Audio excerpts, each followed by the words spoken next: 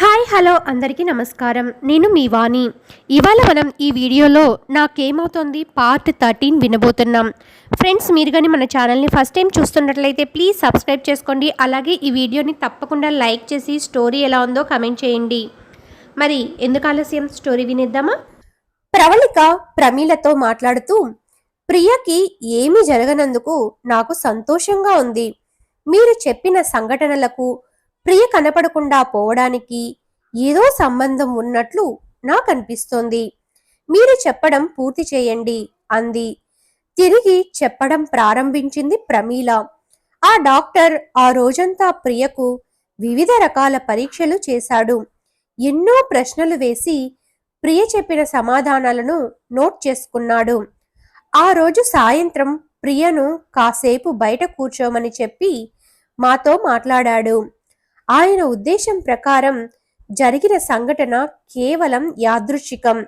భార్గవి మరణానికి దారితీసిన పరిస్థితులు తనకు ఒక రోజు ముందే ఏర్పడడం, అనుకోకుండా ఏర్పడ్డ సామీప్యత మాత్రమే. అంతేగాని జరగబోయే సంఘటన ప్రియకు ముందుగా తెలిసిందని అనుకోవడానికి ఏ ఆధారమూ లేదు. ఇక లేని వ్యక్తిని ఊహించుకొని ప్రియా భయపడడం, ఇంటి నుండి పారిపోవడం ఖచ్చితంగా మానసిక లోపమే. ఇంతకు ముందు ఎప్పుడూ ఇలా జరగలేదని మీరు చెప్పారు కాబట్టి ఇది ప్రారంభ దశ అనుకోవచ్చు. సైడ్ ఎఫెక్ట్స్ లేని టాబ్లెట్ ప్రిస్క్రిప్షన్ చేస్తాను. ఒక రోజు మాత్ర చొప్పున 1 సంవత్సరం పాటు వాడమని మీ అమ్మాయికి చెప్పండి. అమ్మాయి హాస్టల్లో ఉంటుంది కదా, ఎవరైనా మాత్రలు వేసుకోవడం చూస్తారేమోనని భయంతో వాడడం మానవద్దని చెప్పండి. అంతగా ఎవరికైనా చెప్పాల్సి వస్తే బలానికి వాడే విటమిన్ టాబ్లెట్స్ అని చెప్పమనండి. భవిష్యత్తులో ఇలాంటి సంఘటన ఏదైనా జరిగితే వెంటనే నా దగ్గరకు తీసుకుని రండి అని చెప్పాడు ఆయన. డాక్టర్ దగ్గర సెలవు తీసుకుని వచ్చేశాము. మా బావగారు ప్రియను తమ ఇంట్లోనే ఉంచుకుంటామని చెప్పారు. కానీ ప్రియ హాస్టల్కి వెళ్తానని చెప్పింది. 2 రోజులు అక్కడే ఉండి ప్రియను హాస్టల్లో దించి వచ్చాము. అప్పుడప్పుడు తన పెదనాన్న ఇంటికి వచ్చి వెళుతూ ఉండమని చెప్పాము. అలాగే అప్పుడప్పుడు మా బావగారి ఇంటికి వచ్చి వెళ్తూ ఉండేది ప్రియ. డాక్టర్ ఇచ్చిన మాత్రలను తూచా తప్పకుండా వాడుతోంది. మరొక్క 6 నెలలు గడిచాక మరొక సంఘటన జరిగింది. అది అంత తీవ్రమైనది కాదు. దాని గురించి మా వారు వివరంగా చెప్తారు అంది ప్రమీల. ప్రభాకర్ రావు గొంతు సవరించుకొని చెప్పడం ప్రారంభించాడు. మా వదినకు నీరసంగా ఉండడంతో అన్నయ్య ఆమెను హాస్పిటల్కి తీసుకుని వెళ్ళాడు. డాక్టర్లు ఆమెకు కొన్ని విటమిన్ టాబ్లెట్లు ప్రిస్క్రైబ్ చేశారు. అయితే ఆమె వాటిని రెగ్యులర్గా వేసుకోకపోవడంతో అన్నయ్య ప్రతిరోజు ఆమెకు ఆ టాబ్లెట్స్ తీసిచ్చి మంచినీళ్లు ఇచ్చి దగ్గరుండి మింగించేవాడు. ప్రియ మా అన్నయ్య వాళ్ళ ఇంటికి వచ్చినప్పుడు 1-2 సార్లు ఈ దృశ్యం చూసింది. ఒకరోజు మా వదినను పక్కకు పిలిచి ఆ మాత్రలు స్లో పాయిజన్ లాగా పనిచేస్తాయని, అవి వాడితే కొద్ది రోజులకు ప్రాణం పోతుందని చెప్పిందట. నీకెలా తెలుసని అడిగితే ఆ మాత్రల పేర్లు ఇంటర్నెట్లో చెక్ చేశానని, అలాంటి టాబ్లెట్లు ఎక్కడా లేవని చెప్పింది. మా వదిన అన్నయ్యతో ప్రియ చెప్పిన విషయం మాట్లాడింది. అన్నయ్య ప్రియని పిలిపించి అవి డాక్టర్ ప్రిస్క్రైబ్ చేసిన విటమిన్ టాబ్లెట్ అని చెప్పాడు. ప్రియ ఆ పేర్లను ఇంటర్నెట్లో తనిఖీ చేసింది. అవి విటమిన్ టాబ్లెట్ అని తేలడంతో ఏం మాట్లాడకుండా అక్కడి నుంచి వెళ్ళిపోయింది. మరుసటి రోజు మళ్ళీ మా వదినను పిలిచి నాకు అనుమానం రావడంతో పెదనాన్న ఆ మాత్రలను తీసివేసి ఒరిజినల్ టాబ్లెట్లు పెట్టాడని చెప్పింది. మా వదిన తిరిగి ప్రియ చెప్పిన మాటలను మా అన్నయ్యకు తెలియజేసింది. అన్నయ్య నాకు కాల్ చేసి విషయం చెప్పాడు. ఈసారి నేను ఒక్కడినే హైదరాబాద్ వెళ్ళి ప్రియను తిరిగి ఆ డాక్టర్ శ్రీనివాస్ దగ్గరికి తీసుకుని వెళ్ళాను. ఆయన మళ్ళీ పరీక్షలు చేసి నేను ఇచ్చిన మాత్రలు సంవత్సరం పాటు వాడితే గాని ఫలితం తెలియదు. ఇప్పుడు 6 నెలలే అయ్యింది కదా, మరో 6 నెలలు వాడండి. అంతవరకు ఇలాంటి చిన్న చిన్న భ్రమలు కలుగుతూ ఉంటాయి. వాటి గురించి ఆందోళన పడకండి.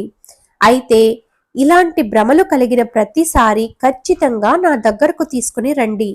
భయపడాల్సిన అవసరం ఏమీ లేదు అని చెప్పాడు డాక్టర్ శ్రీనివాస్. హాస్పిటల్ నుంచి వచ్చేసిన నా మనసులో ప్రియ చెప్పిన మాటల మీదే ఆలోచనలు తిరుగుతున్నాయి. ప్రియతో తన స్నేహితురాలలో ఎవరి మదర్ అయినా ప్రతిరోజు తన భర్త ఇచ్చే మాత్రలు మింగుతున్నారేమో కనుక్కోమన్నాను. కానీ అలా అడగడం బాగుండదని చెప్పింది ప్రియ. అనవసరంగా వాళ్లలో లేనిపోని అనుమానాలు రేకెత్తించినట్లు అవుతుందని చెప్పింది.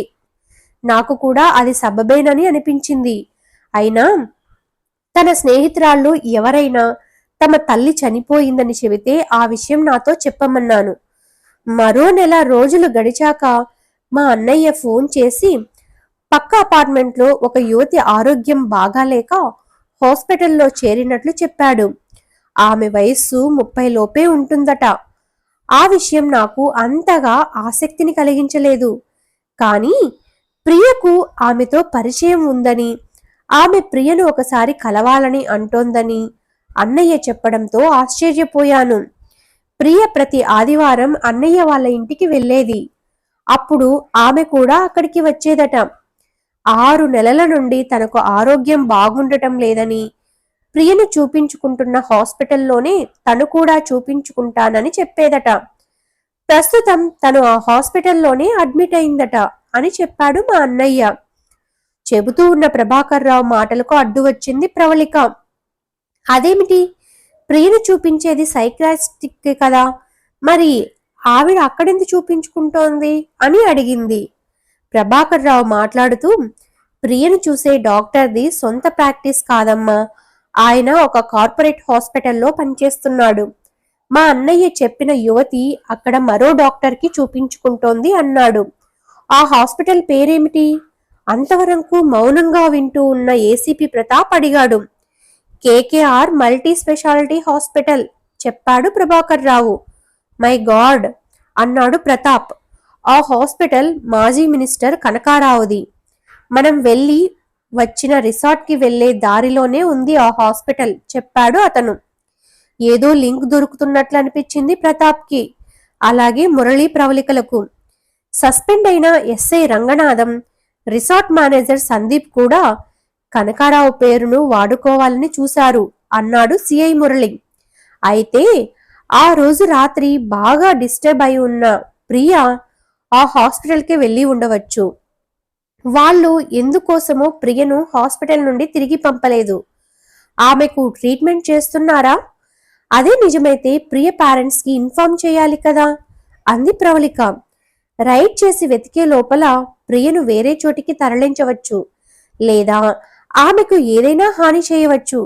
కాబట్టి ముందు ప్రియ అక్కడ ఉన్నట్లు కన్ఫర్మ్ చేసుకోవాలి అన్నాడు ఏసీపీ ప్రతాప్. నిజమే అంకుల్, ఆ పని నేను ఉదయ్ కలిసి చేయగలమని అనుకుంటున్నాను అంది ప్రవళిక. తప్పకుండా ప్రవళిక, మీ నాన్నగారు డిటెక్టివ్ పురందర్ గారు బెంగళూరు నుండి రావడానికి ఇంకా 2-3 రోజులు పడుతుందట. ఈలోగా నువ్వే మాకు హెల్ప్ చేయాలి అన్నాడు ప్రతాప్.